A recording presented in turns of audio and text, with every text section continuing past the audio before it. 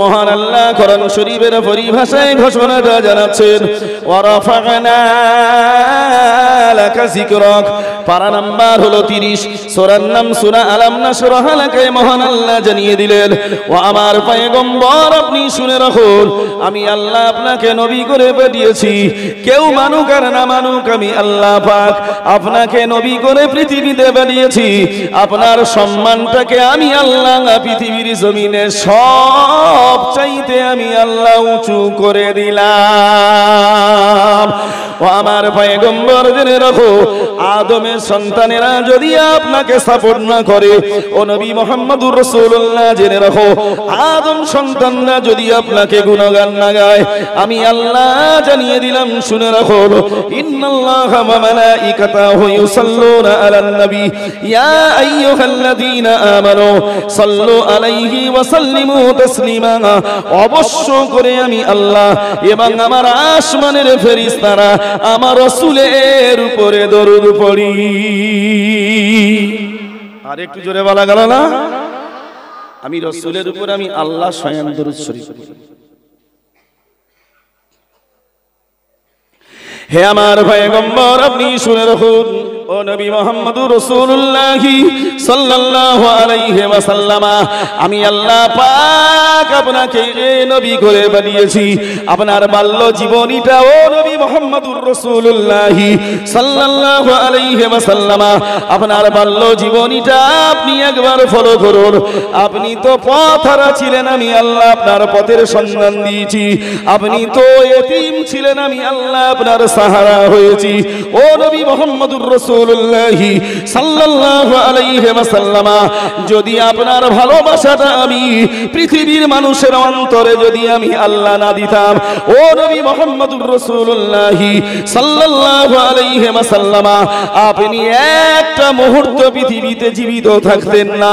আপনার পেছনে আবু জেহেল, উতবা, সাইবা, মুগীরা যেভাবে দুশমনি শুরু করেছিল, আবু জেহেল যেভাবে আপনার পেছনে লেগেছিল, ও নবী মুহাম্মদুর রাসূলুল্লাহ সাল্লাল্লাহু আলাইহি ওয়াসাল্লাম, আমি কিছু কিছু কাফেরদের অন্তরে আপনার ভালোবাসা আমি আল্লাহ এমন জমিয়ে দিয়েছিলাম, যার কারণে তারা আপনার উপরে সাহারা হয়েছিল।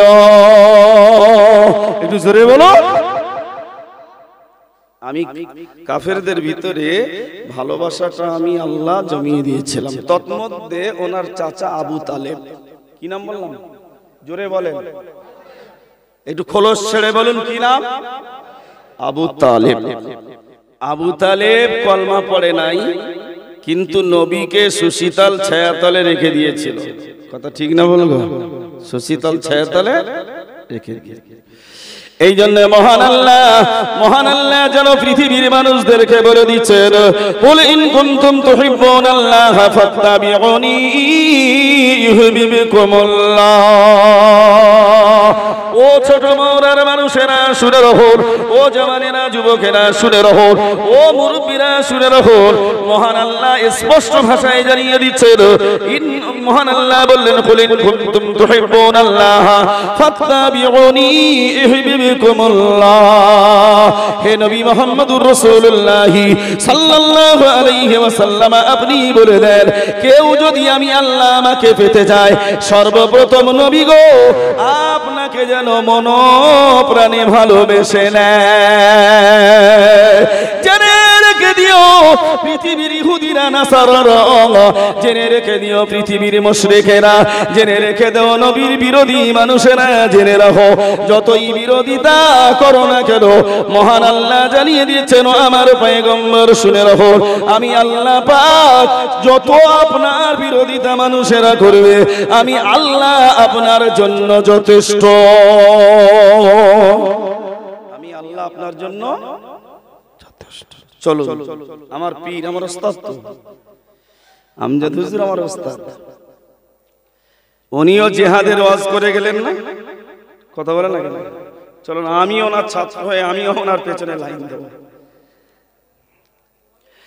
সাহাবাটার নাম হলো হযরতে হুযায়ফা রাদিয়াল্লাহু তাআলা আনহু। কি নাম বললাম? জোরে বলো। হুযায়ফা। এই যুবক, চুপচাপ করে শোনো। হযরতে হুযায়ফা রাদিয়াল্লাহু তাআলা আনহু, বিশ্বনবী যখন আরবের জমিনে কলমা প্রচার প্রসার করতে পারে নাই, তায়েফে গেছিল। কোথায় গেছিল?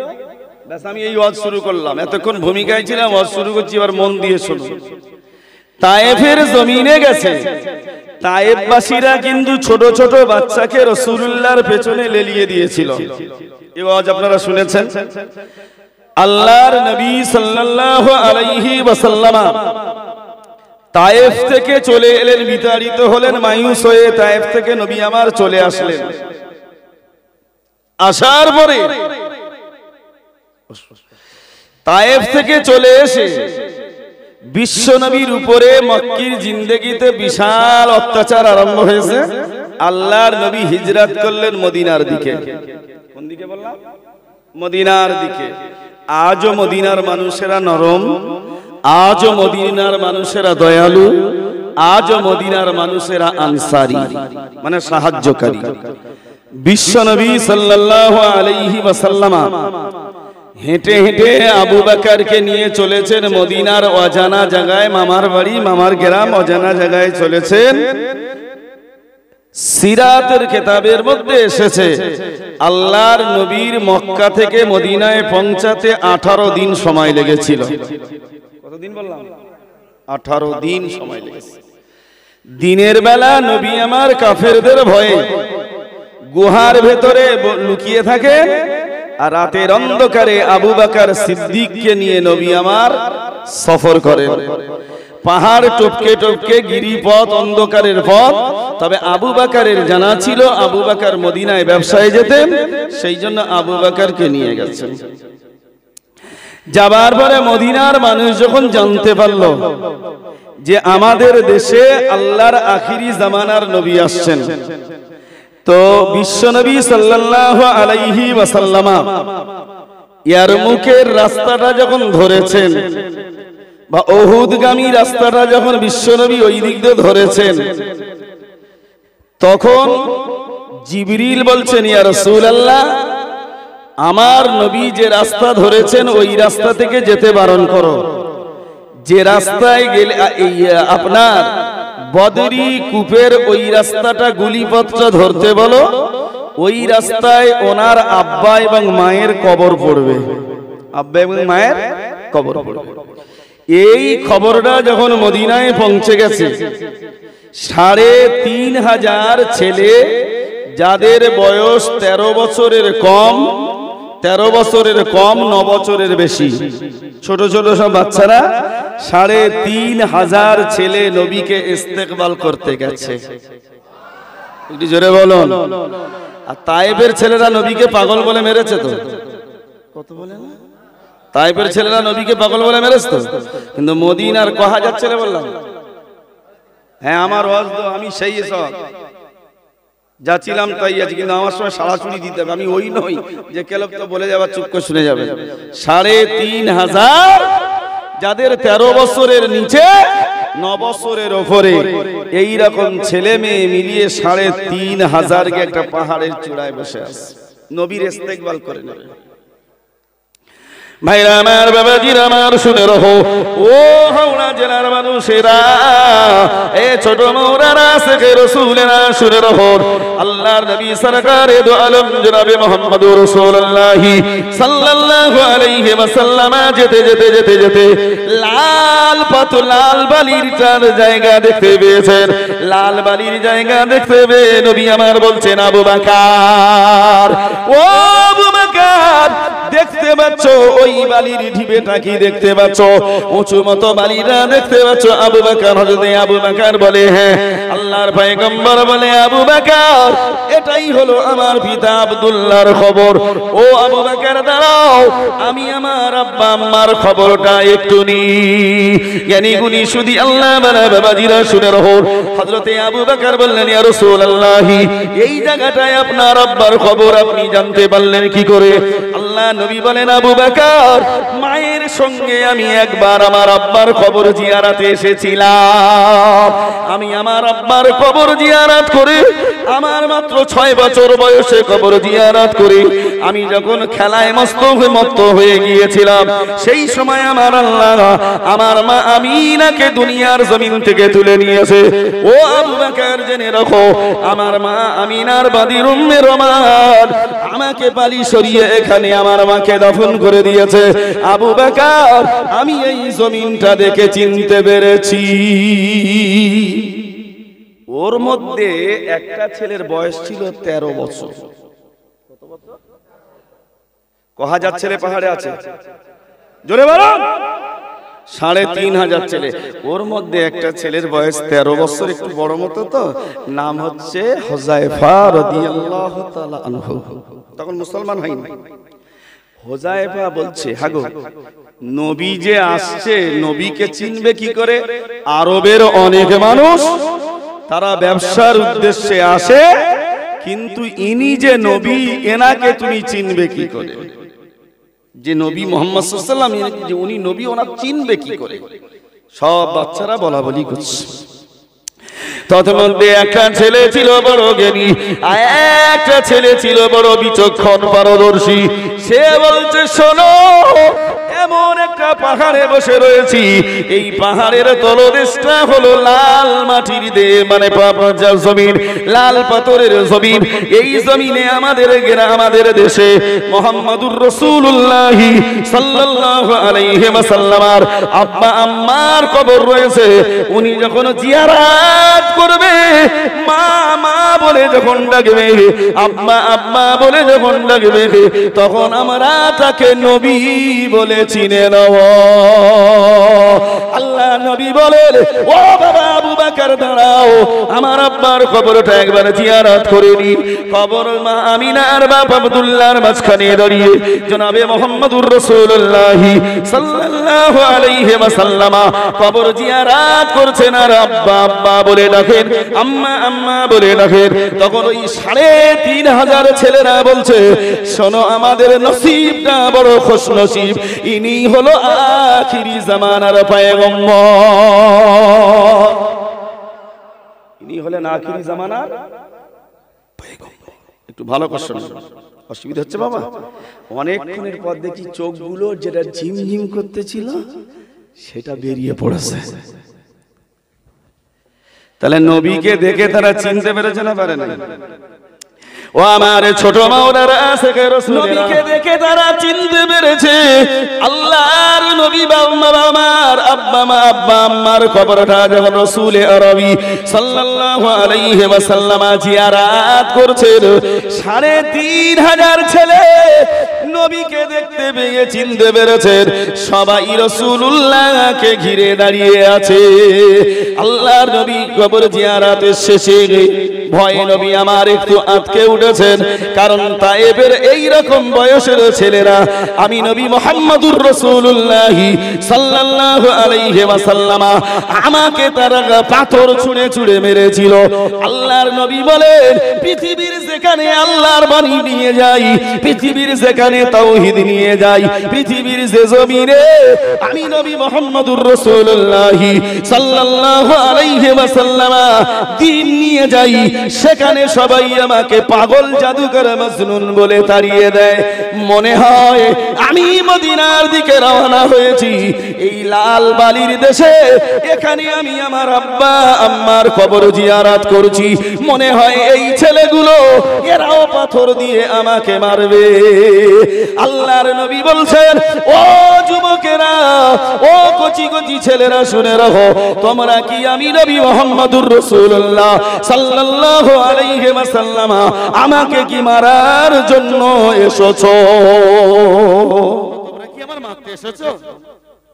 হযরতে হুযায়ফা বলছেন, ইয়া রাসূলুল্লাহ, আমরা তায়েফের মানুষ নই যে আপনাকে পাথর ছুঁড়ে মারবো, আমরা মদিনার মানুষ। আরেকটু জোরে বলেন না, কোথাকার মানুষ? আমরা মদিনার মানুষ। ইযহাব ইয়া রাসূলুল্লাহ, চলুন বলেন আল্লাহর পয়গম্বর আমরা পরিষ্কার করে বুঝতে পেরেছি যে আপনি আল্লাহর পয়গম্বর ইযহাবা মা আগমাকা ইয়া রাসূলুল্লাহ আমরা আপনার সাথে যাব আমরা আপনাকে নিয়ে আমাদের বাড়ি চলে যাব নূপুর শর্মা রাসূলকে বুঝতে পারে নাই বাবা রামগিরি মহারাজ এ রাসূলকে বুঝতে পারে নাই তাসলিমা নাসরিন রাসূলকে বুঝতে পারে নাই সালমানের উসদিন রাসূলকে বুঝতে পারে নাই ওয়াসিম রেজভি রাসূলুল্লাহকে বুঝতে পারে নাই কিন্তু মদিনার ওই 13 বছরের নিচে ছোট ছোট শিশুরা তারা রাসূলুল্লাহকে বুঝতে পেরেছিলেন ইয়া রাসূলুল্লাহ চলুন চলুন আপনি আমাদের সাথে চলুন আমরা আপনাকে মদিনায় নিয়ে যাব আমাদের বাড়ি নিয়ে যাব আল্লাহর নবী হেসে ফেলেছেন হযরতে হুযায়ফাকে টেনে নিয়ে বিশ্ব নবী কোলে তুলে দুটো গালে চুমু দিয়ে বললেন মা ইসমুকা তোমার নাম কি বলো বলছে ইয়া রাসূলুল্লাহ আমার নাম হলো হুযায়ফা আর আমার একটা প্রাণপ্রিয় বন্ধু আছে নাম হলো হযরতে সাদ কি নাম বললাম সাদ হুজুর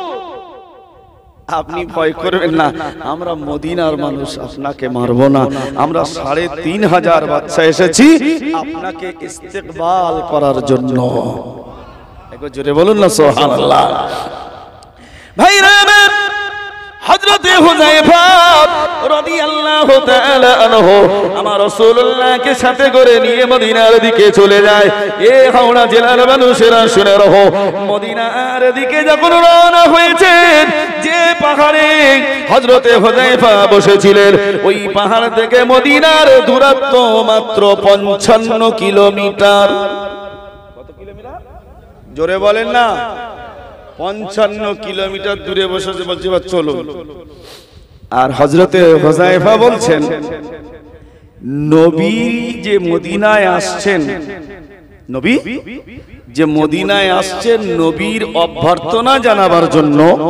ইস্তেকবাল জানাবার জন্য আমরা একটা কবিতা বানাবো সুবহানাল্লাহ কি বানাবো কবিতা বানাবো এ যুবকেরা কান্না খেলা করে শুনে রাখো হযরতে হুযায়ফা বয়স হলো মাত্র 13 বছর তার ছোট বন্ধু নাম হলো সাদ এ বাবাজি আমার বলছে শোনো রাসূলুল্লাহর শানে কি কবিতা বানাবে হযরতে হুযায়ফা এবং মদিনার ছেলে মেয়েরা আওয়াল বিদাবানি তারা কেউ বা রাসূলুল্লাহর আগমনে ঘর থেকে বাইরে বেরিয়ে এসেছে বিশ্ব নবীর সম্মানে বাড়ি থেকে বাইরে বেরিয়েছে কেউ বা গাছের ডালে উঠে গেছে কেউ বা ঘরের ছাদে উঠে বলেছিলেন তালাল বদর ও আলাইনা মিন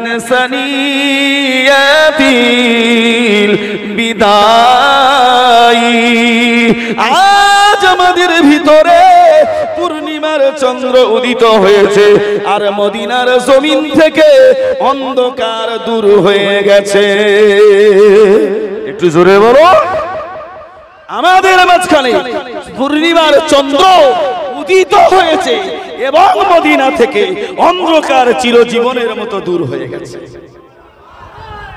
কহা যাচ্ছে ছোট ছোট তো আর আমাদের এই যুবকগুলো দেখতে পেয়েছো বসে আছে এরা নবীকে এত ভালোবেসেছে বুঝতে পারছেন না এদের ভিতরে নামাজও নাই মুখে দাড়িও নাই পরনে রাগ হবে নাকি বলি একটু খুলে বললে রাগ হবে নাকি বলবো কি নবীকে এমন ভালোবেসেছি নামাজ নাই মুখে দাড়ি নাই পরনে পিরান নাই মাথায় টুপি নাই আমরা নবীকে ভালোবেসেছি ঠিক বলছি না ভুল বলছি গো শুনেন এইবারে গিয়ে নবী মদিনায় পৌঁছালেন কোথায় পৌঁছালেন আল্লাহর নবীর মনে বড় শখ জেগেছে বিশ্ব নবীর অন্তরে বড় ভালোবাসা জেগেছে যে আমি একটা মসজিদ বানাবো বিশ্ব নবীর জীবনে প্রথম যে মসজিদটা বানিয়েছেন সেই মসজিদের নাম হলো মসজিদুল কোবা কি বললাম গো মসজিদে কোবা রাসূলুল্লাহ মসজিদে কোবা বেঁধে ওখানে নামাজ পড়লেন কিছুদিন যেতে না যেতে আল্লাহর নবী বর্তমান যে মসজিদটা রয়েছে যেখানে রাসূলুল্লাহ শুয়ে আছেন ওই মসজিদের নাম হলো মসজিদুন নববী। মসজিদুন নববী রাসূলুল্লাহ খেজুর গাছের ডাল ভেঙে বিশ্ব নবী আমার ঘিরে দিয়েছে, আর খেজুর গাছের ডালটা ভেঙে রাসূলুল্লাহ মসজিদের ছাদ তৈরি করে নবী আমার নামাজ পড়েন। যারা মদিনার মানুষেরা বিশ্ব নবীকে সাপোর্ট দিয়েছিলেন তারা রাসূলুল্লাহর সঙ্গে মসজিদে নববীতে নামাজ পড়ে এই রকম 4 বছর কেটে গিয়েছে। হযরতে হুযায়ফা রাদিয়াল্লাহু তাআলা আনহুর বয়স 17 বছর হলো।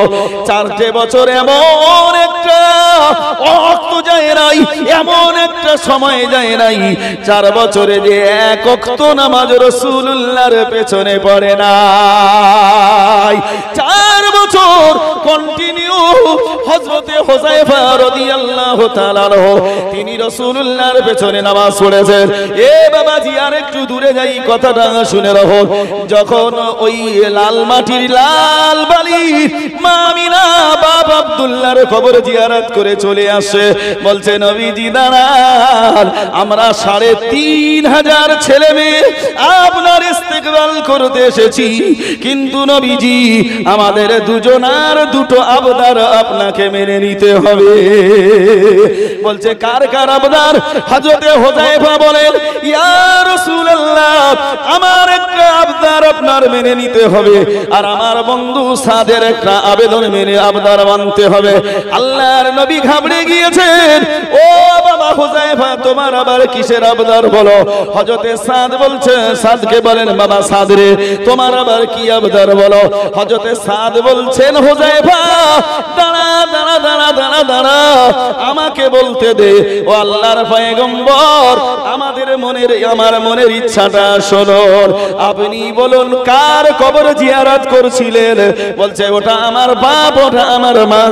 বলে আপনার বাবা মার কবরের দিকে চেয়ে আপনি ওয়াদা করুন যে এই মদিনা ছেড়ে আর পৃথিবীর কোথায়ও আপনি চলে যাবেন না।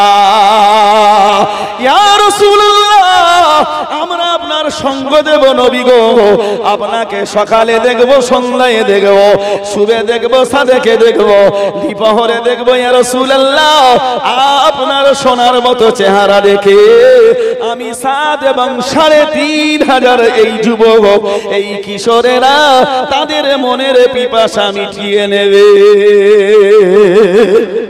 আল্লাহর নবী বলছেন বাবা সাদ তোর মনে এই আশা যে আমি মদিনা ছেড়ে কোথাও যাব না?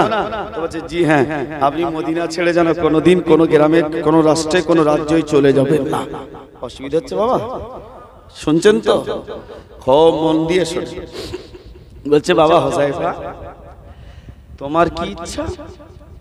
ও আল্লাহর পয়গম্বর আমার বন্ধু সাদের ইচ্ছা হলো যেন আল্লাহর নবী মদিনা ছেড়ে যেন না চলে যায়, অন্যত্র না চলে যায়।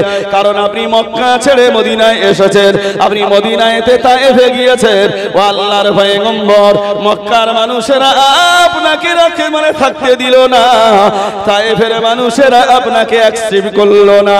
ও আল্লাহর পয়গম্বর জনাবে মুহাম্মদুর রাসূলুল্লাহ সাল্লাল্লাহু আলাইহি ওয়াসাল্লাম আমি সাদ বলছি নবী গো আপনি যে আপনার বাবা মার কবরের দিকে চেয়ে ওয়াদা করুন যে আমাদের মদিনা ছেড়ে আর কোথায়ও চলে যাবেন না। আল্লাহর নবী বললেন আমি ওয়াদা করলাম আমি মদিনা ছেড়ে কোথাও যাব না। এবার বলছে ও বাবা হুযায়ফা, এই এদিকে চলেন। ও হুযায়ফা তোমার কি আবেদন?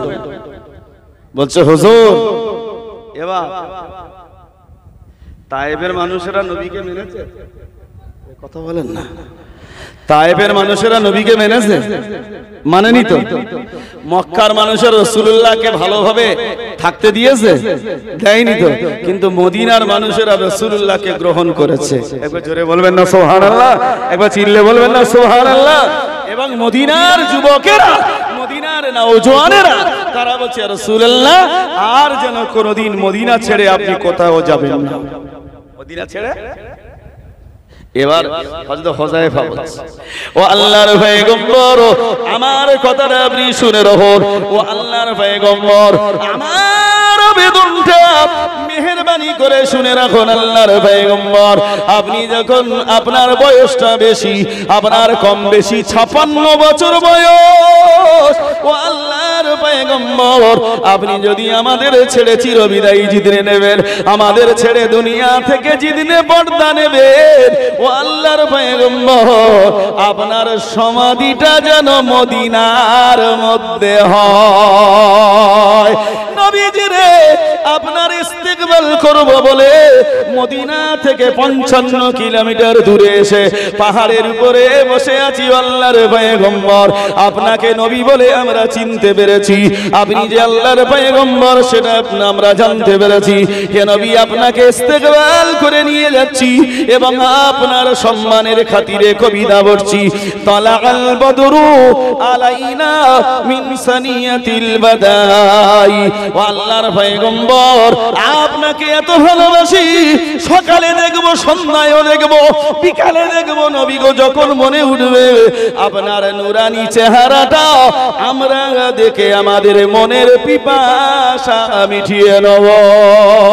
ও আল্লাহর নবী আপনার কবর যদি মদিনায় থাকে নবীজি, আমরা যখন ইচ্ছা মনে উঠবে নবী গো সর্বদা আপনার কবরটা জিয়ারত করে আমাদের মনের ভালোবাসাটা আমরা উজাড় করে দেব। একবার জোরে বলুন, আপনার কবরটা জিয়ারত করে আমাদের মনের ভালোবাসাটা উজাড় করে দেব। কি নাম? হ্যাঁ সবকটাকে কারণ ধরা রোগীর মতো বসে আছে। কি নাম? আমি জানি তো শেষ রাত্রি তো মাথার উপরে উড়ে যাচ্ছে সব কথাগুলো, শেষ রাত তো। আরে হুযায়ফা, কি নাম বললাম? মাঝে মাঝে জিজ্ঞাসা করবো, মাঝে মাঝে জিজ্ঞাসা করবো, কিন্তু ফল হলে আমি নেমে চলে যাব। হুযায়ফা 4 বছর নবীর পেছনে নামাজ পড়লেন। কত বছর বয়স হলো? জোরে বলো। এই হিসাবটা বলতে পারো নি? ফ্রি ফায়ার খেলবে, পাবজি খেলবে, গেম খেলবে? 13 আর 4 17 বছর জওয়ান হয়ে গেছে। কথা বলে না?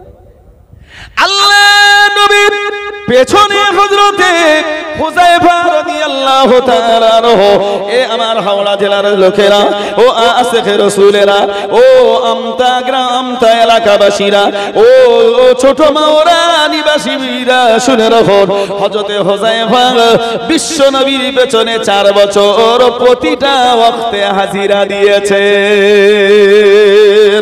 আল্লাহ নবী সালাম ফিরিয়ে নবী আমার হযরতে হুযায়ফাকে দেখতো আর মনে উঠতো গো, নবী আমার মনে মনে বলতেন এই সে হুযায়ফা যে আমার জীবদ্দশায় ভালোবাসে, আর আমি রাসূল যদি ইন্তেকাল করি আমার রওজাটা যেন মদিনায় হয়, সেই ওয়াদা হযরতে হুযায়ফা আমার দ্বারাই করে নিয়েছে। আল্লাহর নবী চুপ হয়ে আছে। হযরতে হুযায়ফা বলছেন ও আল্লাহর পয়গম্বর আপনি লাল বালির দিকে, ওই দিকে মুখ করে আপনি দেখুন তো কি দেখা যায়? বলছে আমার আব্বা আম্মার কবর দেখা যাচ্ছে।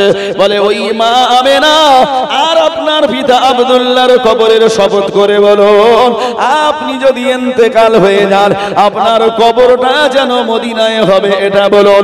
আল্লাহর নবী বলেন হুযায়ফা মনে বড় আশা ছিল আমার যদি ইন্তেকাল হয়ে যায় আমার জীবন সঙ্গিনী অর্ধাঙ্গিনী, আমার মায়ের পেটে বাপ হারিয়েছি, অতি অল্প বয়সে মা হারিয়েছি, অতি অল্প বয়সে দাদা হারিয়েছি, আমার ছায়া বলে একটাই ছিল সে হলো খাদিজাতুল কুবরা।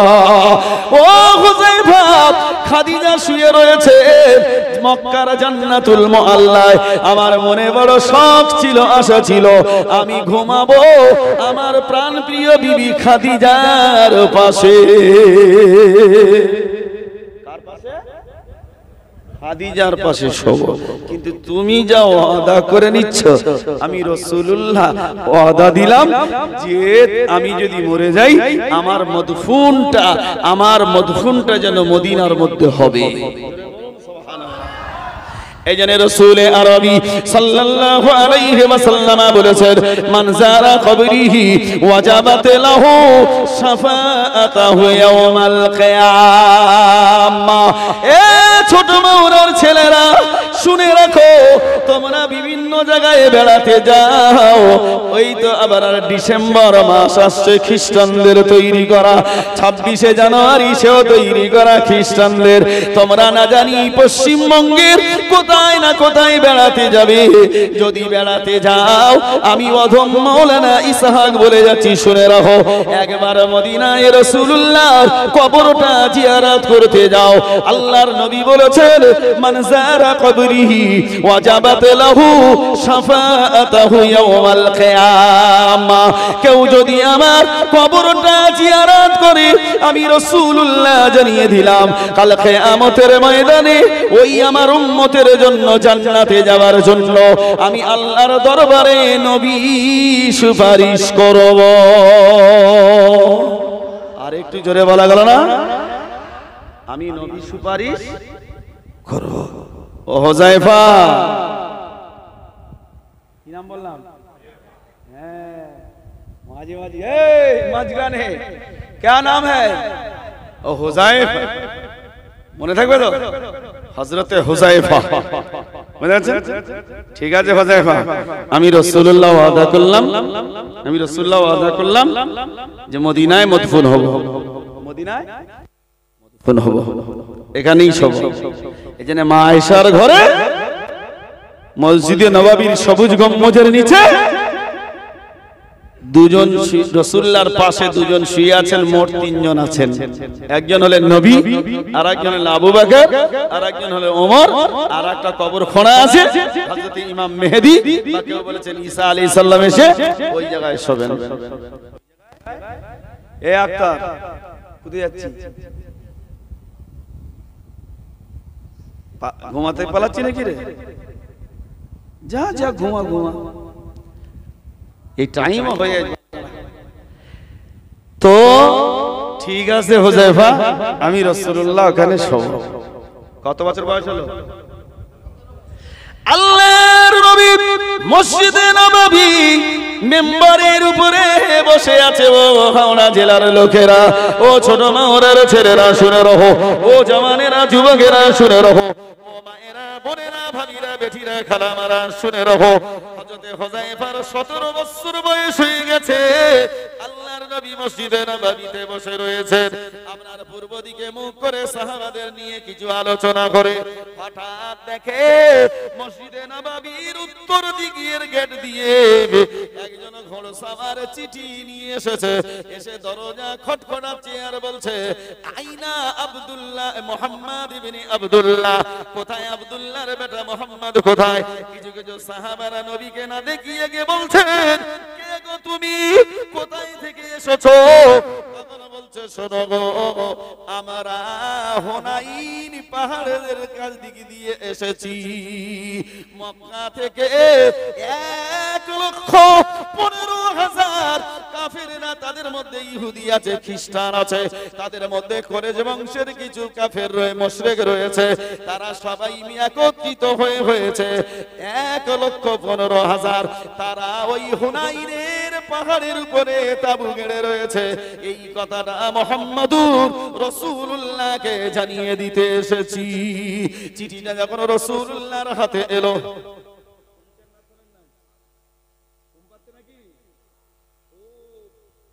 হৃদয় বিদারক কথা ভালো করে মাথায় করে নিন। কাফেরদের সংখ্যা কত বললাম? বিশাল তো, কথা বলে না, বিশাল সংখ্যা তো, 1,15,000। আর তাতে লেখা আছে, আমরা উহুদের যুদ্ধে হেরেছি, বদরের যুদ্ধ হেরেছি, খন্দকের যুদ্ধে হেরেছি, গজওয়ার যুদ্ধ, আহজাবের যুদ্ধে হেরেছি।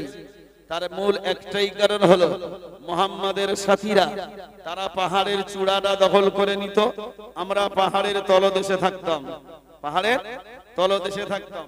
এই জন্য সব যুদ্ধে মুহাম্মদ সাল্লাল্লাহু আলাইহি ওয়াসাল্লাম সাথীরা সাহাবারা সব তারা বিজয়ী হয়েছে, জিতেছে, আমরা হেরে গেছি। তার একটাই কারণ আমরা পাহাড়ের নিচে ছিলাম। আজকের আমরা অ্যাডভান্স, আগে ভাগে হুনাইনের পাহাড়, হুনাইন, কি নাম বললাম? এগুলো মাথায় করে নেন, হুনাইন। এই যুবক, পেছনের যুবকরা, কোন পাহাড়? হুনাইন। হয়স হু দন্তন্য একারে না, হু না দীর্ঘই দন্তন্য, হুনাইন, বুঝাচ্ছেন? বহস্যই দন্তন্য হুনাইনের পাহাড়ের চূড়ায় আমরা বসেছি, দেখি মুহাম্মাদের সাথীরা আমাদের কি করে করে। আর এই যুদ্ধ যদি উনি আমাদের সংখ্যা দেখে আমাদের সঙ্গে যদি জিহাদ না করে, তাহলে আমরা বলবো মুহাম্মদ মিথ্যা, নাউজুবিল্লাহ মিন যালিক। ওর ধর্মের প্রতি কোনো ভালোবাসা নাই, ওর ইসলাম সত্য নয়, এই কথা বলবো।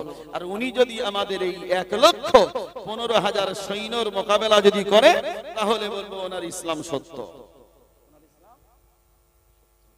নবী বলছেন, ও মদিনার মানুষেরা, আমি তো একা, আমি একা, যুদ্ধ তো তোমরা করবে, যুদ্ধ তো তোমরা করবে, আমি একা, আমার দ্বারা যুদ্ধ করা সম্ভব কি একা? ওই 1,15,000 মানুষদের সঙ্গে সম্ভব নয়, তোমরা করবে। মদিনার মানুষেরা জলসা করবেন, এবছরে হুজুর আসবে, ও বছরও হুজুর আসবে, নারায়ে তাকবীর নারায়ে তাকবীর করে পাগল হয়ে যাবেন। কিন্তু বাবা কিছুই হবে না যদি না তোমার অন্তরে আল্লাহ ঢুকে যায়, যদি না তোমার অন্তরে রাসূল ঢুকে যায়, যদি না তোমার ভেতরে ইসলাম ঢুকে যায়, যদি না তোমার ভেতরে কোরআনের চিন্তা না আসে, নামাজের চিন্তা যদি না আসে, রাসূলের চিন্তা যদি না আসে, তাওহীদের ভালোবাসা যদি ভেতরে না আসে, ও মুসলমান, এই রকম জলসা হাজারো শুনলে কোনো লাভ হবে না। বাবাজি আমার, নবী বলছেন, ও মদিনার মানুষেরা, আমি তো একা কেমন করে লড়বো বলো? 1,15,000 কাফেরদের বিরুদ্ধে আমি একা পারবো না, তোমরা তো যুদ্ধ করবে। মদিনার মানুষেরা শুনে বলছে, ইয়া রাসূলুল্লাহ, আমরা আপনার গ্রহণ করে নিয়েছি, নবী বলে মেনে নিয়েছি, আর আমরাও তো এ নিয়ত করছিলাম বা এটাই মনে মনে ভাবি, কবে রাসূলুল্লাহ জিহাদের হুকুম দেবে। আমরা সবাই প্রস্তুত আছি। আল্লাহ নবী বলছে, দেখো দেখো দেখো দেখো দেখো, সব মুসলমানরা ঘরে আছে না, ঘরের ঘর থেকে বাইরে বেরিয়ে এসেছে। দেখো দেখো, হযরতে সাহাবায়ে কেরামেরা বলেন, নবীজি মসজিদ ভর্তি যারা মুসলমান সব চলে এসেছে, যারা মুসলমান আপনার পেছনে জামাতে নামাজ পড়েছে, আর কোন মুসলমান ঘরে নাই, আর কোন মুসলমান, তার মানে নামাজের সময় যারা ঘরে শুয়ে থাকে ওরা মুসলমান না কাওরা? বলো, গায়ে লাগলে কিন্তু হবে না, আমি আগে অনুমতি নিয়ে নিচ্ছি আপনাদের। যারা নামাজের সময় নামাজ না পড়ে ঘরে শুয়ে থাকে, এরা সব মুসলমান না কাওরা? ও বলতে ভয় লাগতেছে, কাওরা। আমি বলবো নি, বললে আমার দোষ দেবেন, আপনারা বলুন। আল্লাহ নবী বলেন, দেখো তো তোমরা গুনে দেখো। এ বাবাজি ভাইরা বেরো, একজন সাহাবা উঠে মাথা গুনে এনে দেখে মসজিদে নববীতে 4,500 মুসলমান আছে। একটু জোরে বলুন সুবহানাল্লাহ। এ আমার জ্ঞানী গুণী সুধী আল্লাহ বলে ভাইরা আমার, আল্লাহ নবী বলছেন, ও আমার সাহাবারা, তোমরা 1,15,000 কাফেরদের বিরুদ্ধে মাত্র 4,500 নিয়ে কি করে লড়বে?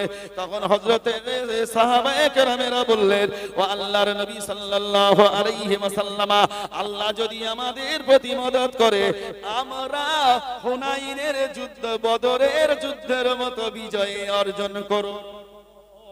একটু জোরে বলুন সুবহানাল্লাহ। সংখ্যায় কম ছিল কিন্তু ঈমানের পাওয়ার ছিল।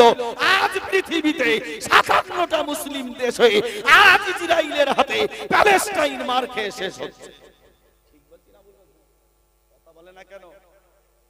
বদরের যুদ্ধে সাহাবাদের সংখ্যা ছিল 313 জন।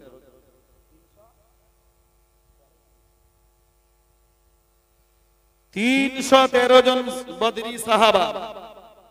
কাফেরদের সংখ্যা ছিল বেশি। বদরের যুদ্ধে মুসলমানদের জয় হয়েছে না হয়নি? আরে কথা বলেন, জয় হয়েছে তো। আজ পৃথিবীতে 57টা মুসলিম দেশ, ইসরায়েল একটা ছোট মতো দেশ, কিন্তু তার চতুর্দিকে বেষ্টন করে আছে, ঘিরে আছে মুসলমান। কাতার আছে, কুয়েত আছে, সৌদি আছে, মিশর আছে, জর্ডন আছে, সব মুসলমান দেশ আছে। কিন্তু প্যালেস্টাইনের ছোট ছোট বাচ্চাগুলো, নারীরা, পুরুষেরা, তারা নির্বিচারে মরছে। তাদের বাঁচানোর জন্য কেউ আগিয়ে আসেনি। এই হলো বর্তমান মুসলমানের ঈমান বা ইয়াকিন। কথা ঠিক বলছি না ভুল বলছি রে বাবা? শুনেন, তাহলে কাফেরদের সংখ্যা কত বাবা? 1,15,000। আর মুসলমানদের 4,500। এগুলো সব কোথায় ছিল বলতো? হ্যাঁ, ও তাবারক করছিল প্যাকেট। ঠিক আছে, মর্দ মুজাহিদ, सब मर्द मुजाहिद है। ठीक है भैया, बैठ जाओ। अल्लाह कबूल करो, बोलুন আল্লাহুম্মা আমিন। একটু জোরে বলেন আল্লাহুম্মা আমিন। তাহলে ভাইয়া ভাইয়া শুনেন, ঘটনাটা শুনেন। আল্লাহর নবী বলছেন ও সাহাবারা, আয়াতি শুনেন, প্লিজ ডিস্টার্ব করবেন না। কথা আমার মন মাইন্ড অন্যদিকে চলে গেলে কিন্তু কথা অন্য লাইনে চলে যাবে।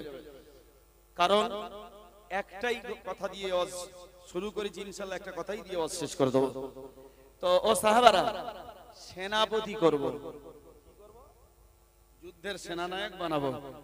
তোমরা বলো না গো, কাকে সেনাপতি বানানো যায়? হযরতে আলী বললেন, হযরতে আবু ওবায়দা বললেন, হ্যাঁ, আর অন্যান্য সাহাবারা বলে, ইয়া রাসূলুল্লাহ, অন্যান্য জিহাদে আপনি সেনাপতি নিজেই আপনি নিযুক্ত করেন, তার নেতৃত্বে আমরা জিহাদ করি। ইয়া রাসূলুল্লাহ, আপনার উপরে ছেড়ে দিলাম, আপনার উপরে ছেড়ে দিলাম, আপনি আজকের সেনাপতিটা নিযুক্ত আপনি করুন। আল্লাহ নবী বলছেন, শোনো, আমার মনে একজনের নাম এসেছে, আমি কি তার নামটা উপস্থাপন তোমাদের সামনে করব? সব সাহাবারা বলেন, ইয়া রাসূলুল্লাহ, হ্যাঁ হ্যাঁ হ্যাঁ, আপনি তার নামটা বলুন, আমরা মেনে নেব। আল্লাহর নবী বলেন, ও সাহাবারা, আমার মনে একটা নাম জেগে উঠেছে। আমি যখন মক্কা থেকে বিতাড়িত হয়ে আমি মদিনার দিকে আসলাম, ও আমার সাহাবারা শুনে রাখো, যে 13 বছর বয়স, বর্তমান তারা 17 বছর বয়স হয়ে গেছে। ওই তরুণ জগবগে নওজোয়ান শিশু বাচ্চা বললেও ভুল হবে না, একে আমি এই হুনাইনের যুদ্ধে সেনাপতি বানালাম। সব সাহাবারা চাচাই করে কে কে কে কে। আল্লাহ নবী বলেন, যে আমার রওজা যাতে মদিনায় হয়, আমার কবর যাতে মদিনায় হয়, আমার ওয়াদা করিয়ে নিয়েছে, আমি সেই হুযায়ফাকে যে আপনার হুনাইনের যুদ্ধের সেনাপতি বানিয়ে দিলাম।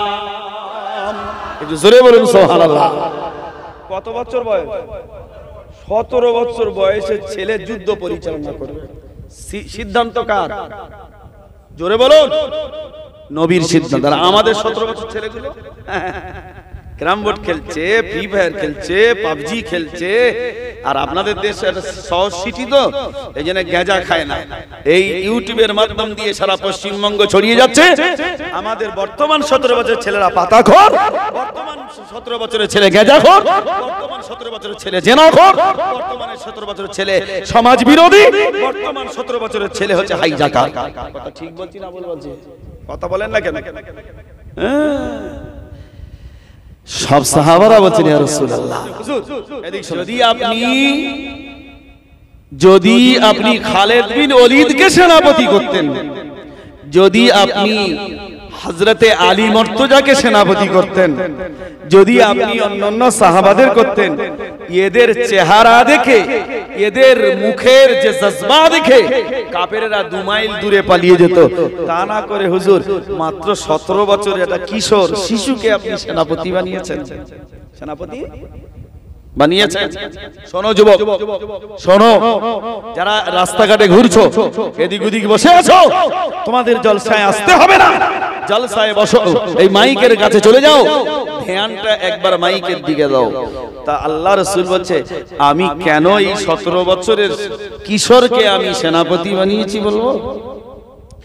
ও সাহাবারা, হযরতে আলীর বিয়ে হয়ে গেছে, হযরতে খালিদ বিন ওলীদের বিয়ে হয়ে গেছে, আর সাহাবাদের সব যাদের যাদের সেনাপতি করতে বলছো এদের বিয়ে হয়ে গেছে, কিন্তু কাফেরদের সংখ্যা হলো 1,15,000।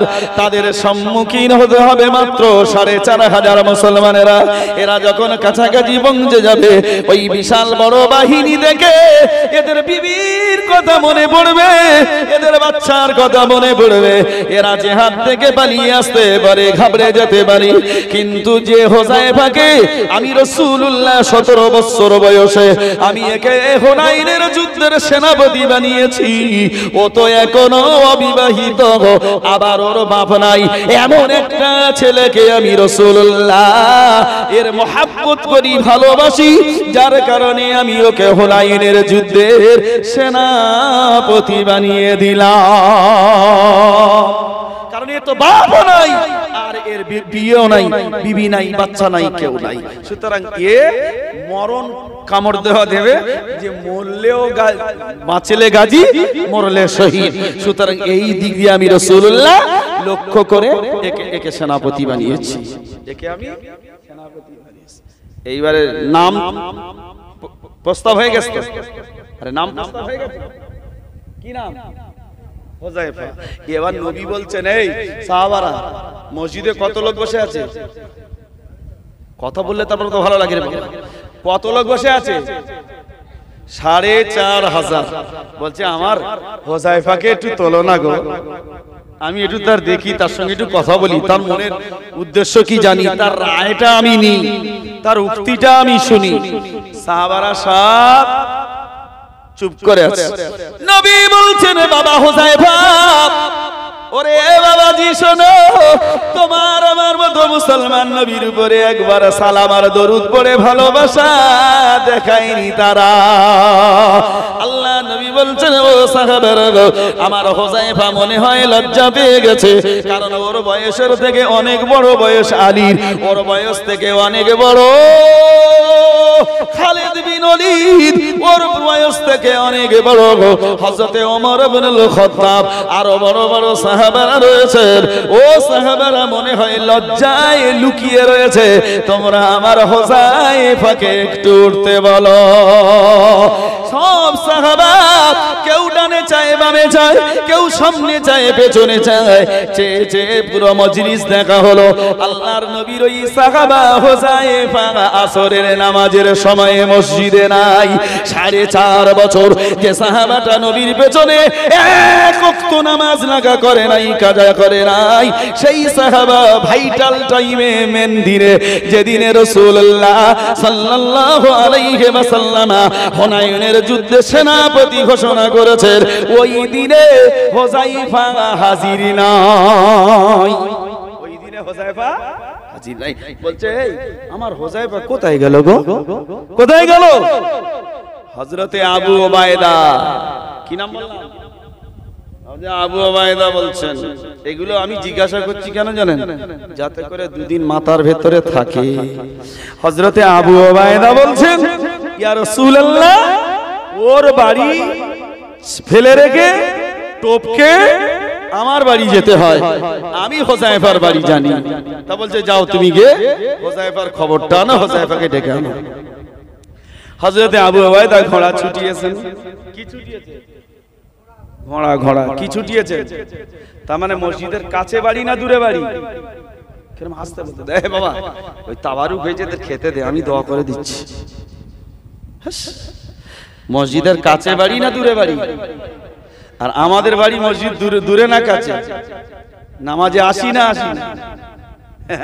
খালি এরা মরে গেলে মসজিদের ইমাম সাহেব দোয়া করছে, আল্লাহ তাআলা বলছে কি হয়েছে বল না, আর আল্লাহ এদের জান্নাতে দাও না।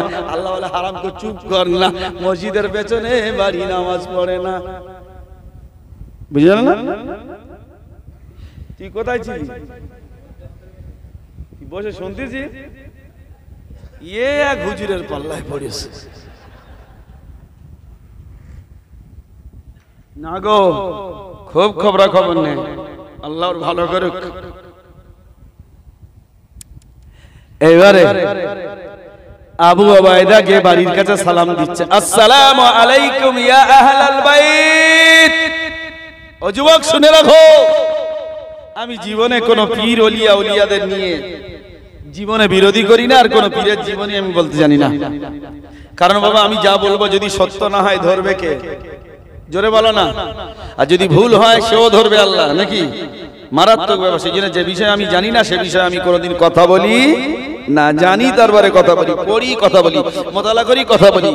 আল্লাহ আপনাদের দোয়ার বরকতে মেজলা হুজুর পীর কেবলা রহমাতুল্লাহ আলাইহি খাস মুরিদ আমি, ওনার দোয়ার ওসিলায় আল্লাহ পাক ক্ষমতা দেয় মোতালা করে পড়ে পড়ে একদম সকাল 8টা থেকে শুরু করে আর আপনার সন্ধ্যা 7টা পর্যন্ত নামাজ আর খাওয়া বাদ দিয়ে আমি পড়ে পড়ে মোতালা করেছি। কথা বুঝছেন? এই হুনাইনের যুদ্ধে সিরাতুন কিতাবটা পড়ে পড়ে মুখস্থ করেছি। এমন কি আমার ওয়াইফকে বলতে বলতে তুমি সরে যাও, আজকের হাওড়ায় জলসা আছে, আমার জলসা করতে হবে। কারণ প্রতি বছর যদি এসে একই ঢোল আর একই বাঁশি বাজাই, ঠিক না বলবো? হ্যাঁ, পেট থেকে বলবো তোদের এবার চিন্তা কি বলে দিল, আচ্ছা বলবো অন্ধারা। আচ্ছা ঘটনাটা খুব ঠিক পাটে পাটে হচ্ছে তো, আল্লাহ কবুল করুক, বলুন আল্লাহুম্মা আমিন। কসম খোদা আমি কিন্তু আপনাদের ভালোবাসি, আপনারা কেউ বাসেন না, আপনি জানেন। এই শোনেন, হ্যাঁ ভালো না বাসলে আর দাওয়াত দিয়েছেন সে তো আমি জানি। এটা শোনেন, যদি বলে কথাটা কেন বললাম, এই শোনেন কেন বললাম। আমি 1500 টাকা তেল মেরেছি, ফের ড্রাইভারে দিতে হবে 900 টাকা, বুঝেছি বাবা? এই যে ইউটিউবারটা আছে দিতে হবে। এবার আপনারা যেভাবে আমার প্রতি ইনসাফ করেন না, সে যাইবার হোক, আমি হজের মধ্যে বলতে চাইনি, আপনারা যা করছেন করুন। আচ্ছা থাক বাবা। এইবারে শুনেন, হযরতে আবু ওবায়দাকে বলছে, আসসালামু আলাইকুম ইয়া আহলাল বাইত উখরুজ। হে ঘরওয়ালা হুযায়ফা, এক্ষুনি বেরো। কোনো উত্তর আসে নাই। হযরতে আবু ওবায়দা মনে করছেন হযরতে হুযায়ফা মনে হয় দারুণ অসুস্থ হয়ে পড়েছেন, ব্যাধিগ্রস্ত বিমারগ্রস্ত হয়ে পড়েছেন, সেই জন্য মনে হয় কথা বলতে পারছেন না। সুতরাং আরেকটু জোরে দিই, একবার জোরে বলুন সুবহানাল্লাহ। আসসালামু আলাইকুম ইয়া আহলাল বাইত উখরুজ। এ ঘরওয়ালা হুযায়ফা বেরো। কোনো উত্তর এলো না। কবার সালাম দিল? জোরে বলেন। ভাইরা আমার, চিঠি লিখে নিয়ে গেছেন। আল্লাহ নবী বলছেন আমার আবু ওবায়দার কাছে, আমার হুযায়ফার কাছে চিঠিটা দেবে আবু ওবায়দা, কারণ আমার হাতের চিঠি পেলে আমার সাহাবা হুযায়ফা দৌড়ে আসবে। আল্লাহ নবীর হাতে শিলমোহরের আংটি ছিল, সেই চিঠিটা হযরতে আলী লিখেছেন, বয়ান করেছেন নবী, আর লিখেছেন হযরতে আলী। আল্লাহর নবীর হাতে যে আংটি ছিল, সেই আংটি লেখা ছিল লা ইলাহা ইল্লাল্লাহ মুহাম্মাদুর রাসূলুল্লাহ সাল্লাল্লাহু আলাইহি ওয়াসাল্লাম। ওই আংটিতে আমি আমার কানে লাগিয়ে দিয়ে সেই চিঠি স্ট্যাম্প মেরে দিয়েছে। দুবার সালাম দিল, হুযায়ফা বেরোলো না। তিনবারের মাথায় আবু ওবায়দা চিন্তা করছেন, মনে হয় ঘরের ভেতরে আওয়াজ যায় নাই, আর হযরতে হুযায়ফা দারুণ অসুস্থ হয়ে শুয়ে আছে। গায়ে যত জোর ছিল সমস্ত জোর লাগিয়ে সালামের আওয়াজ দিয়েছে, আসসালামু আলাইকুম ইয়া আহলাল বাইত। ঘরওয়ালা হুযায়ফা বেরো। কিছুক্ষণ পরে দেখা গেল 60 থেকে 65 বা 70 বছরের একজন বৃদ্ধা মহিলা, যার মাথাটা হ্যাট হয়ে গেছে, কোমরের মাজাটা ভেঙে গেছে, এসে আস্তে আস্তে দরজা খুলে বলছে, কে গো তুমি? মান আনতা, তুমি কে? তখন বলছে, আমি হলাম আসহাবে রাসূলুল্লাহ, আমি নবী পাকের সাহাবা, ইসমি আবু ওবায়দা, আমার নাম হলো আবু ওবায়দা। বলছে বাবরে তোমার তো আশা বড় দেরি হয়ে গেছে, আমার ছেলে হোজাইফার আজকের বিয়ে। ও যখন রাসূলুল্লাহর হাতে হাত দিয়ে 4 বছর কলমা পড়ে মুসলমান হয়েছে, নবী পাক নাকি মসজিদে নববীতে ওয়াজ করার সময় বলেছিলেন, ও সাহাবারা যখন বিয়ে করবে, বিয়ের তারিখটা যেন, বিয়ের দিনটা যেন শুক্রবার আর সোমবার হয়। জোরে বলে কোন বার? শুক্র। আর বিয়ে যখন পড়াবে যেন আসরের নামাজের পরে হয়, কারণ আসরের নামাজের পরে বিবাহর খুতবা আর বিবাহর দোয়া আল্লাহ কবুল করে নেয়। ও বাবা, তোমার আশা দেরি হয়ে গেছে বাবা। আমার ছেলের অনেক বন্ধু বান্ধব ছিল, তারা সব এসেছে, তাদের নিয়ে আমার ছেলে মদিনার নজর গোত্র, নজর নজর কি নাম বললাম, নজর নজর মানে Sheikh family, Mallick family, Purkait family, Haldar family, Laskar family বলে না, তো ওটা হলো নজর গোত্র। কি গোত্র বললাম? নজর। নজর গোত্রের ওই যে খেজুর বাগান, এই রাস্তা ধরে যাও, গিয়ে দেখবে একটা খেজুরের বাগান পড়বে, ওখানে কিছু বস্তি রয়েছে, ওটাই হলো নজর গোত্র। সুতরাং ওখানে একটা সুন্দরী মেয়ে, 15 বছর বয়স, সেই মেয়েটার সঙ্গে আমার ছেলে হোজাইফা বিয়ে করছে। যাও তুমি যাও।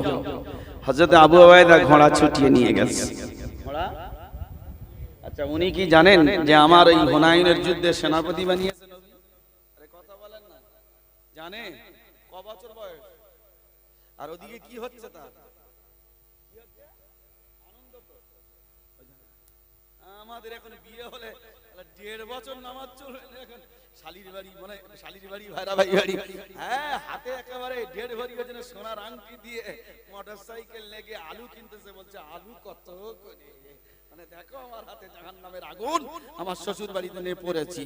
ঠিক বলছি না ভুল বলছি গো ভাইরা? হযরত আবু উবাইদা চলেছেন আল্লাহ নবীর চিঠিখানা নিয়ে। হযরত আবু উবাইদা চলেছেন, কে নজর গোত্রে গিয়ে দেখেন হযরতে হোজাইফার বিয়ের খুতবা শুরু হয়েছে। হযরতে আবু উবাইদা বেয়াদবি হবে বলে কোন রকমের ডিস্টার্ব করে নাই।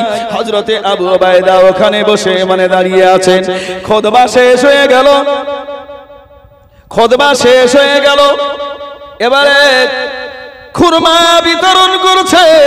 তখন খানা খাওয়া হয় নাই, হালুয়া হোক আর পরোটা হোক, কিমা হোক আর কাবাব হোক, মানে সিরাতের কিতাবের ভিতরে আসে নাই, বলছে খানা খাওয়া তখন কারোর হয় নাই।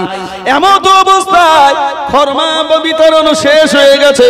আবু উবাইদা আগে বলছে আসসালামু আলাইকুম। তখন হযরতে হোজাইফা বলছে মান আনতা, তুমি কে গো? বলছে আনা আসহাবি রাসূলুল্লাহ সাল্লাল্লাহু আলাইহি ওয়াসাল্লাম, আমার নাম হলো আবু উবাইদা। বলছে কাইফা হালুকা, তোমার অবস্থাটা কি? ওয়া আখবারুকা, কি সংবাদ? তখন আবু উবাইদা বুকের ভিতর থেকে চিঠিটা বার করে নিয়ে আল্লাহর নবীর প্রাণ প্রিয় সাহাবা হোজাইফার হাতে দিয়েছে।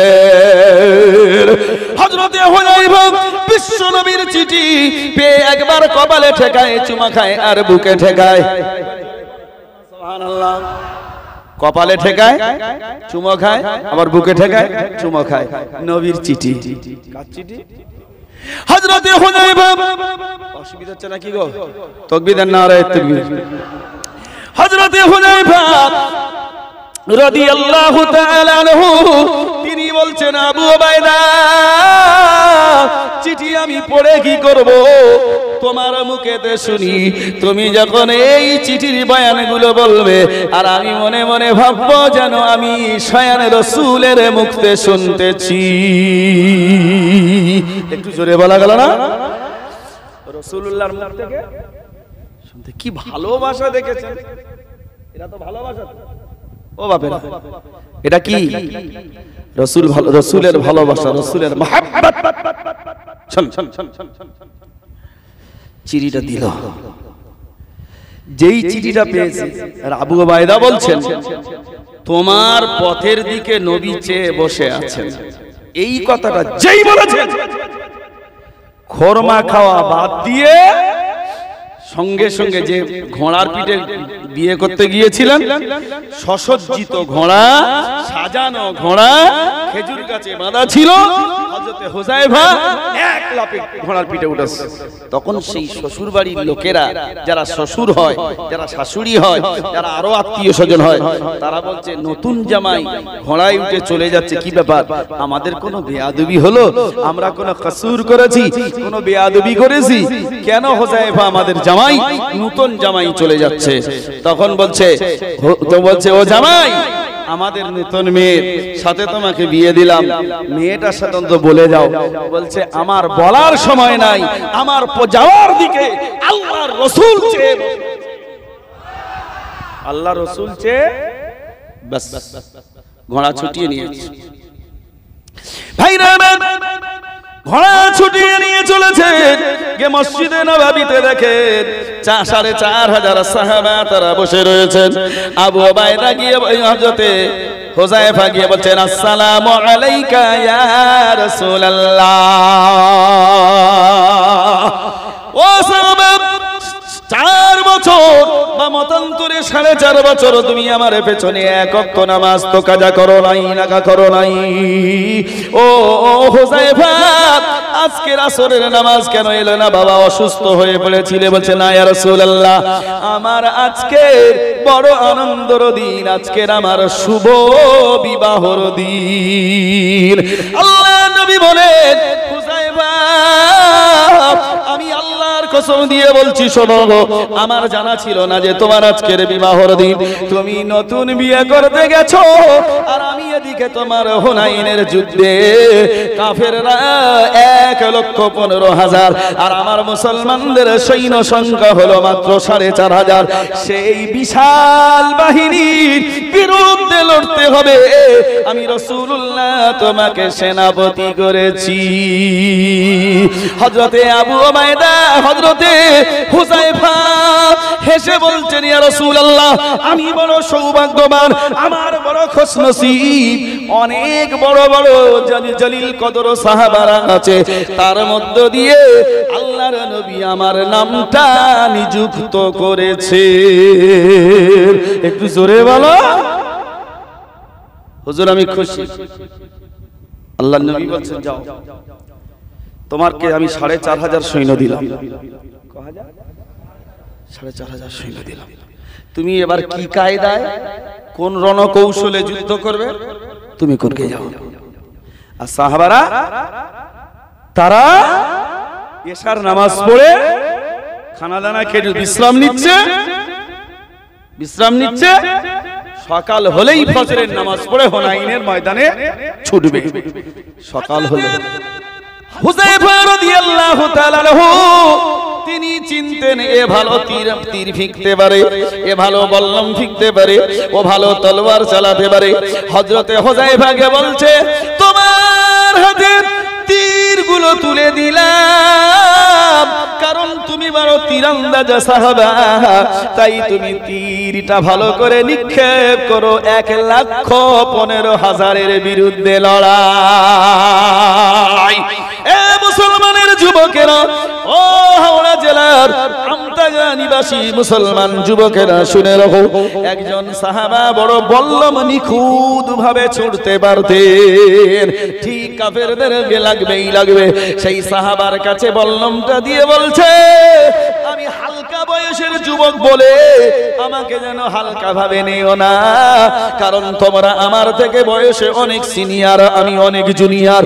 কিন্তু আমার সেনাপতি পৃথিবীর কোন রাজা বাদশা বানায় নাই, আল্লাহর পয়গম্বর নিজে বানিয়েছে। এখানে তোমরা কেউ হালকা নিও না। ও বাবাজিরা, ভাইরা আমার, হযরতে হুযায়ফা রাদিয়াল্লাহু তাআলা তলোয়ার যে সাহাবা চালাতে পারতেন তার কাছে দিয়েছেন। তলোয়ার দিয়ে বলছে, যেন আমি ছোট বলে যেন আমাকে অবহেলা করো না, অগ্রাহ্য করো না। যে যার জীবন বাজি রেখে ১,১৫,০০০ বিরুদ্ধে এ লড়াই করবে, আমার আল্লাহ বিজয়ের হাসি আমাদের হাসাবে। কত বছর বয়স? ১৭। ওর ভেতর থেকে বলছে ১৫। একদম কেউ ১৫ বলবি, ১৭। এবারে ওদিকে বউ তো সে অপেক্ষায় আছে। এইবারে নবী বলছেন, বাবা বিয়ে হয়ে গেছে? জি হ্যাঁ, খুতবা হয়ে গেছে, আর ওই খোরমা দেওয়া হয়ে গেছে, ইজাব কবুল সব হয়ে গেছে। তা বলছে, যাও গিয়ে তোমার নববধূর কাছ থেকে সালাম বিদায় আনতে যাও। একবার জোরে বলুন না সুবহানাল্লাহ। পারবেন? হ্যাঁ, এইরকম সিচুয়েশনের সম্মুখীন যদি আমি আপনি হই, পারবো? হ্যাঁ গো, বর্তমান যা মুসলমান হবে বলে মনে হয়। একটু হোঁচট লেগে পা কেটে গেছে, নামাজ বন্ধ। একটু মাথার যন্ত্রণা হচ্ছে, প্যারাসিটামল খেলে ও তো জাহান্নামে চলে যাবে, বুঝেছেন না? ও তো যন্ত্রণা চলেই যাবে, প্যারাসিটামল খেলে ও মাথার যন্ত্রণা একটু হয়েছে, নামাজ বন্ধ। এই মুসলমানের যদি এই রকম পজিশনের সম্মুখীন হয়, আমার তো মনে হয় ইসলাম ছেড়ে চলে যাবে। যেমন ওয়াসিম রেজভি নরাধম চলে গেছে, সালমানে উজদি চলে গেছে, তসলিমা নাসরিন বেরিয়ে গেছে, ঠিক সেই রকম আমাদের অবস্থা আল্লাহ না করুক, যেন ওই না হয়। ঠিক বলছি না? বলছি ব্যাস। শোনো এইবারে বাবাজি, ও যুবকেরা কান্না খাড়া করে শোনো। একজনের হাতে বল্লম দিলেন হযরতে হুযায়ফা, যে ভালো করে বল্লম নিখুঁত ভাবে ফিকতে পারে তার হাতে বল্লম দিয়ে দিলেন।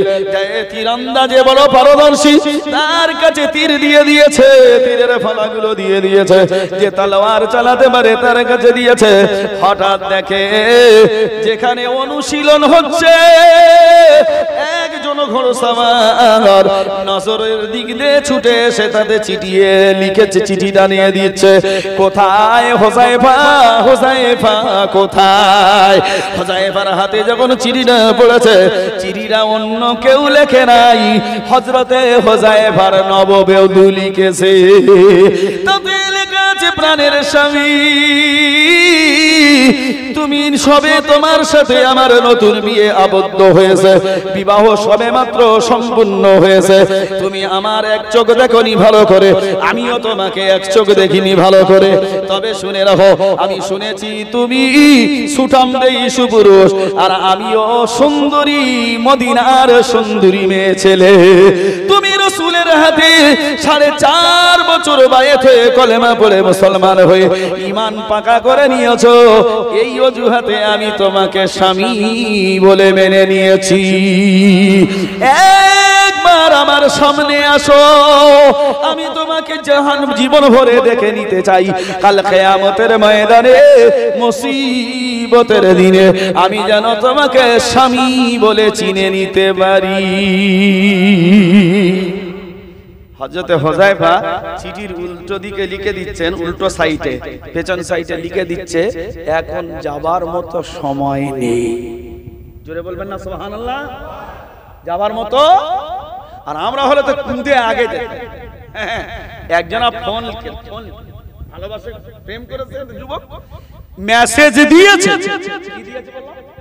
মেসেজ, খালি শুধু লিখেছে হাই হাই ও, এই গোষ্ঠীর পিন্ডিটা লিখেছে হাই হাই, এই তুই কেন মারছিস?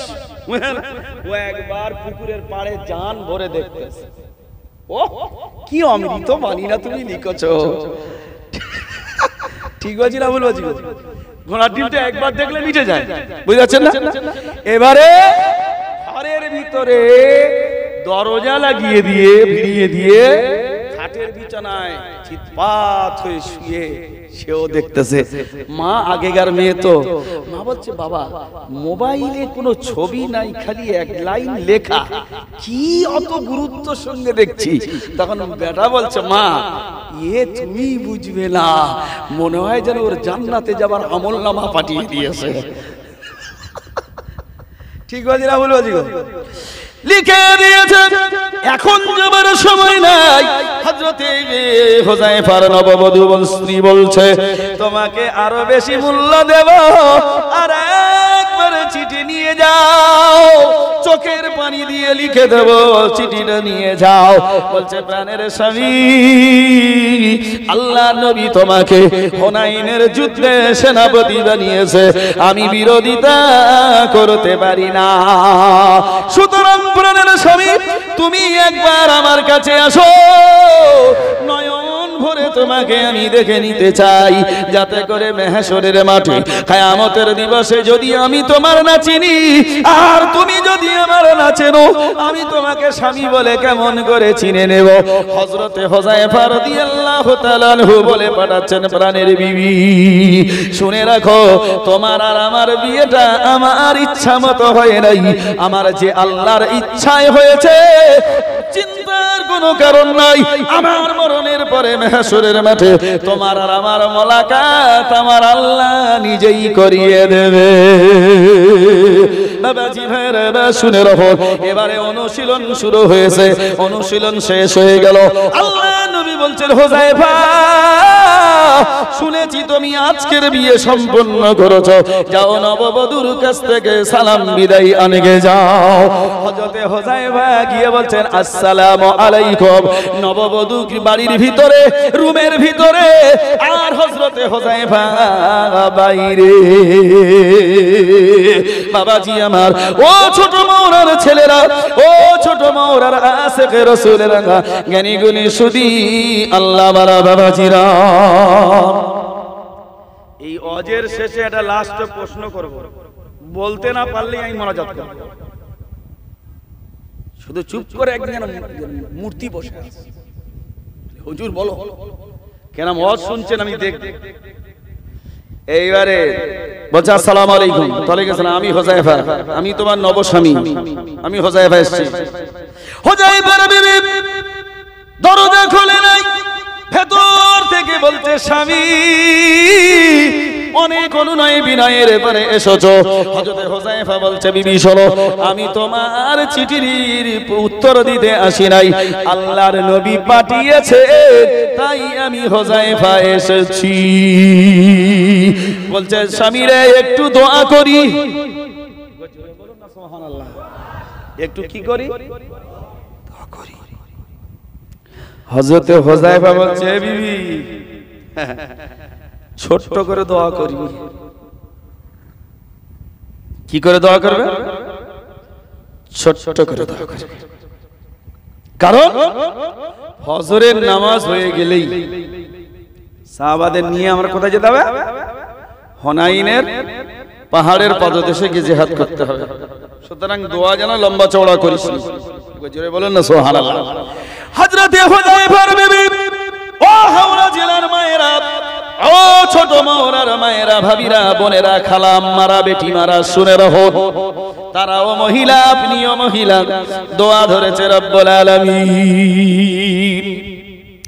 আমার স্বামী মাত্র 17 বছর বয়স, তরুণ টকবকে যুবক, নাম হলো হুযায়ফা, হুনাইনের যুদ্ধে যাচ্ছে। আল্লাহ, আমি তার বিবি হয়ে দোয়া করছি, আল্লাহ আমার স্বামীকে হুনাইনের যুদ্ধ গাজী বানিয়ে, বিজয়ীর বীর বানিয়ে আল্লাহ আমার কোলে ফিরিয়ে দিও।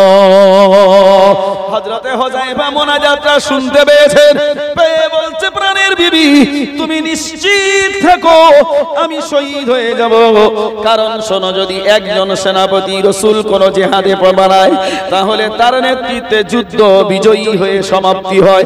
দুজন হলে একজন মরে যায়, আর একজনের দ্বারাই আল্লাহ বিজয় ঘোষণা করে। তিনজন হলে দুজন মরে যায়, লাস্টে যে থাকে তার উপরে আল্লাহ পাক বিজয় ঘোষণা করে। আমার বাদে আরো দুজনের রাসূলুল্লাহ সেনাপতি বানিয়েছেন। সুতরাং বিবিরে, আমার মনে হয় আলবিদা।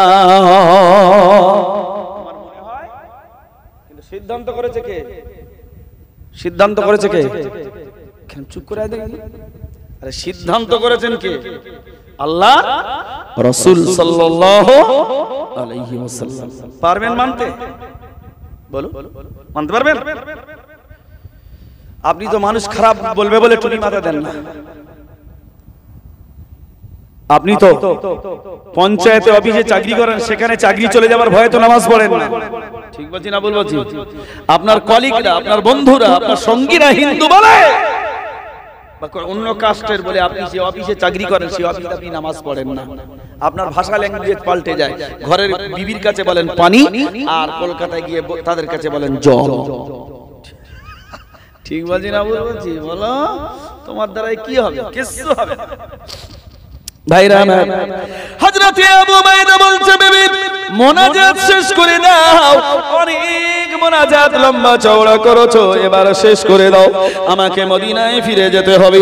আমার সকাল হলে ফজরের নামাজ আমি রাসূলুল্লাহর পেছনে পড়ে ৪৫০০ ইমানদার সৈন্যবাহিনী নিয়ে ১,১৫,০০০ মতান্তরে ২৫,০০০ বেঈমানদের বিরুদ্ধে আমার জিহাদে যেতে হবে।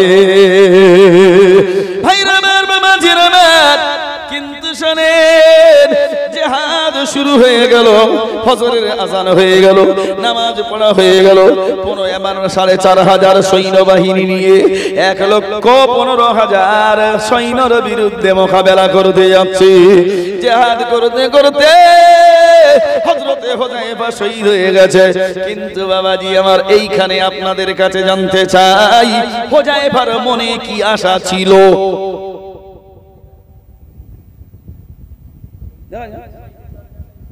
শুনতে পাইছো? হ্যাঁ হ্যাঁ, সব মাথার উপরে উড়ে যাচ্ছে, কি হবে? মনে কি আশা ছিল? না না না না না, বিশ্ব নবীকে ওয়াদা করিয়ে নিয়েছিলেন, ইয়া রাসূলুল্লাহ, আপনি আমার থেকে অনেক বয়সের বড়, আপনি মদিনাতে যদি মারা যান, যদি আপনার ইন্তেকাল হয়ে যায়, যদি আপনার ওফাত হয়ে যায়, নবী গো যেন মদিনায় আপনার রওজা হয়, অন্য কোথায়ও যেন আপনার মদফুন না হয়, কারণ আমি হুযায়ফা ঘুরবো আর ফিরবো, আপনার রওজা জিয়ারাত করব।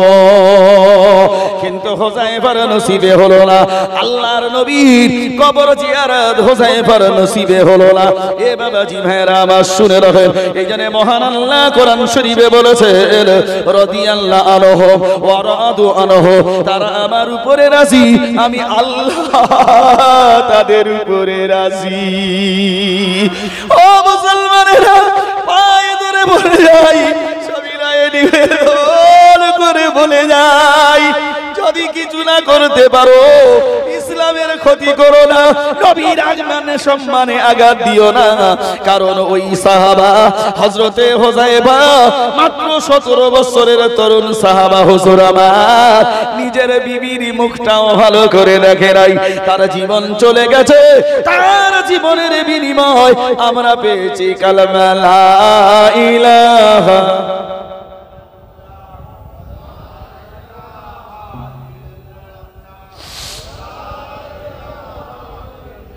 লা ইলাহা ইল্লাল্লাহু মুহাম্মাদুর রাসূলুল্লাহ সাল্লাল্লাহু আলাইহি ওয়াসাল্লাম।